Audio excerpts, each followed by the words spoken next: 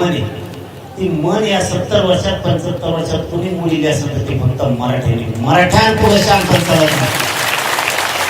म्हणून आपण प्रत्येक वेळेस सांगतो आमच्या समाजाची फसवणूक करू नका. पण ते उठलं सुटलं मला एक गोष्ट नाही कळाली भाऊ, एवढा द्वेष आपल्या समाजाचा यांना हाय कमी. मला सांगा, भाजप मधला मराठा कार्यकर्ता असो किंवा पदाधिकारी असो किंवा आमदार मंत्री असो, त्याच्या लेकीबळीला आरक्षण लागणार नाही का? आपला पक्ष सत्तेत आला, काँग्रेस, शिवसेना, राष्ट्रवादी, म्हणून त्यांचे लेकर मोठे होणार आहेत का? पण मराठा समाज इतका हुशार झाला, तिथं एक लय समाजाला मानतो आपण. मराठ्याने 2 भाग केले पक्षाच्या ठिकाणी. इथं लेकरा बाळाचा आयुष्याचा प्रश्न म्हणते. म्हणून भाजप पासून सगळ्या पक्षातले मराठी, भाजप, शिवसेना, राष्ट्रवादी, काँग्रेस सगळे एक जीवन या लढ्यात लेकरा बाळाच्या स्वतःच्या बाजूने. तुम्ही पक्षाच्या बाजूला राहता, तुमच्या लेकराचं वाटलं होणार. तुम्ही नेत्याला मान देता, नेता मोठा होणार आहे, तुमचं लेकरू संपला म्हणून समजायचं. तुम्ही पक्ष वाढवता तर जात वाढणार नाही, तुमचं पोरग पोरगी वाढणार नाही. म्हणून आपला मराठा समाज बदलला ना, याच्यात आपल्यात लय मोठा आनंद आहे. मराठा समाज इतका बदलला की मराठा समाज पक्षाला विचारत नाही, त्या दिवशीच काम करतो, करायचं असलं तरी पक्षाचं तेवढे दिवसापुरतं. दुसऱ्या दिवशी स्वतःच्या समाजाच्या लेकराच्या बाजूने सगळे टाकते. 4 मंत्री बोलते, ती भाग वेगळा आहे, कारण त्यांना काहीतरी मिळवायचं आहे म्हणून ते बोलते. मी हे का सांगतोय तुम्हाला, आपल्याला समाजाच्या बाजूने हुशार होणं गरजेचं आहे. समाज हे आपल्यासाठी देव असला पाहिजे. मी बघा, तुम्ही उगाच येत नाही, सगळ्याला आवाज येतोय ना, तुम्ही उगाच येत नाही तिकडं. मी तुमचा विश्वास कमी नाही, प्रामाणिक राहू. तुम्ही उगाच नाही येत, कोण कोणासाठी नाही येत भाऊ. इथं आपल्याला एक तर रुपया नाही, आपल्याकडे एकटी पंचायत द्या, पैसे ओले बदगे आपल्याला येत नाही. आपण त्याच्यातून वाट काढून ह्या संकटाला सामोरं जातोय का? आपली पिढी गेली रे, जाऊ द्या, पुढच्या पिढी तरी सुखी समाधानी करू आपण. आणि तेवढा प्रामाणिक इमानदार मी तुमच्याशी वागलो म्हणून अंतराळीत उभा राहायला जागा नाही. मी वारंवार हे विषय का घेतोय, आज बैठक नव्हती म्हणून घेतो, नसतात दरवेळेस इतके लोक येतातच अंतराळीत. पण याच वेळेस का ती बैठकच नव्हती, आपली पत्रकार परिषद होती, तरी जर एवढे बांधव यायला लागले म्हणल्यावर अरे यांच्या चरणी झुकावंच लागणार आहे. आणि हे प्रामाणिकपणाचं मला फळ मिळालंय. माझं फक्त एवढंच म्हणणं मांडायचं तुमच्या पुढं, वारंवार लढावं लागतं हे कोणी विसरू नका. तुम्ही जर शेती घेतली, आपले भाऊ सगळे बाहेर उन्हात तळत येत तरी उभा राहिले, उन्हात रुमाला घेऊन येतो. या वेदनेची मी काळजी घेतो बरं का. तुम्ही उन्हात तळता, तुम्ही पावसात झोडपता, मुंबईत झोडपला, पण हटला नाही, त्याला मराठा म्हणते. त्यांच्याच गाड्या घेऊन पळाला तुम्ही. काय मग बेकार पोटे द्या तुम्ही, काय मुंबईत पळत होते. मला पहिले ते कळलं, ते पोलिसाचं बॅरिकेड त्याला चाक असते म्हणून ते पळत होते. अरे बेदार घालते ना. मुंबईत जिवंत केली तुम्ही, जिवंत, विचारानं जिवंत केली. आता मुंबईतले लोक काय म्हणतात माहितीये का, परत येणार आहेत का आपण लोक राय तिकडं, तेव्हा एकदा या हो पुन्हा. अरे तू इथंच हे आम्हाला इतक्याला म्हणावं लागतंय ना. म्हणजे लोकांना लोक कदरत असते तर त्याला आस लागली, आस. तुम्ही मराठ्यांनी मुंबई जिवंत केली विचारानं पुन्हा, नसता त्यांचं 2-3 काम होते, ड्युटी आणि घर.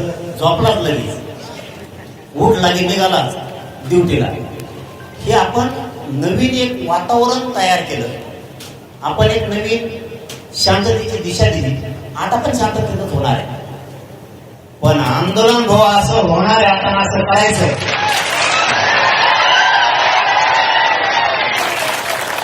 पुन्हा मात्र फडणवीस साहेबांना चारी दिशा काहीच दिसलं नाही पाहिजे, नुसते मराठीत दिसले पाहिजे.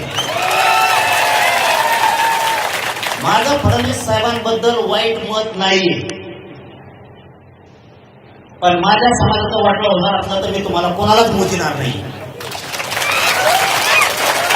मला मित्र नको, मला मंत्र्याशी संबंध, मला माझ्या समाजाच्या लेकराच्या चेहऱ्यावर आनंद बघायचा, मला ते सुखी समाधानी बघायचं. त्यासाठी मी जीवाचं रान केलंय. मी इतकी शरीराची झीज केली की मी विचार नाही करत. मला जगायची इच्छा नाहीये, खाऊन जगायचं नाहीये. मला समाजाचे लेकर सुखी समाधानी करायचे.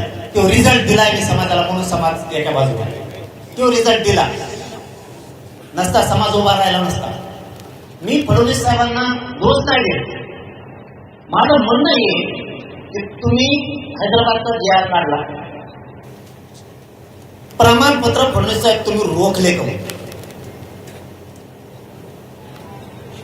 प्रमाणपत्र सणासण निघत होते, आताच बंद कस काय झालं? फडणवीस साहेब तुम्ही जरी मंत्री असलात तरी मराठ्यांनीच केलेले ते ध्यानात ठेवा.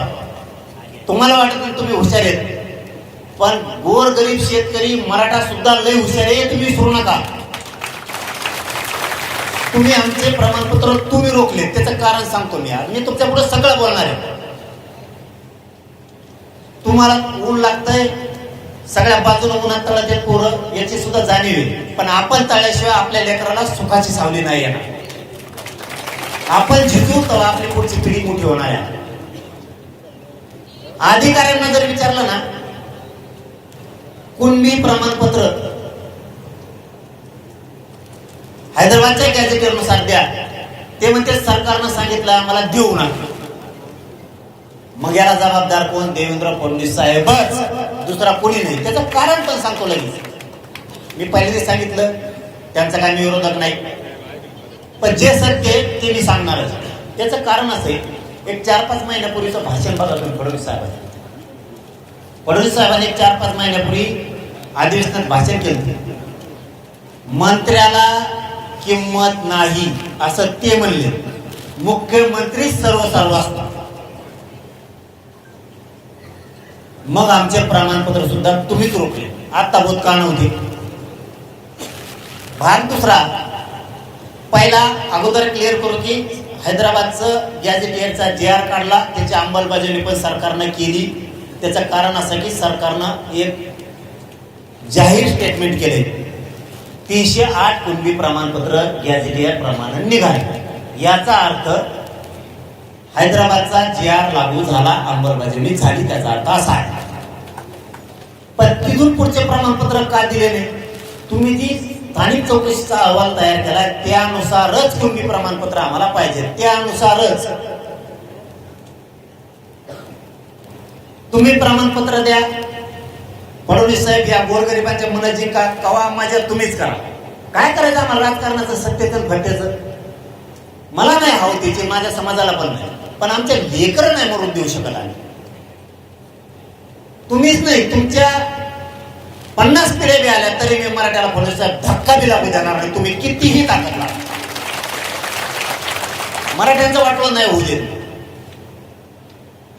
दुसरं काय सांगितलं त्यांनी मुंबईत आपल्याला, ह्यो झाला एक भाग.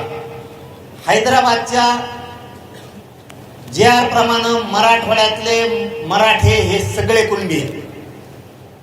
मराठवाड्यातल्या मराठ्यांना आता इथून पुढच्या काळात प्रमाणपत्र वाचून फडणवीस साहेबांनी रोखू नये.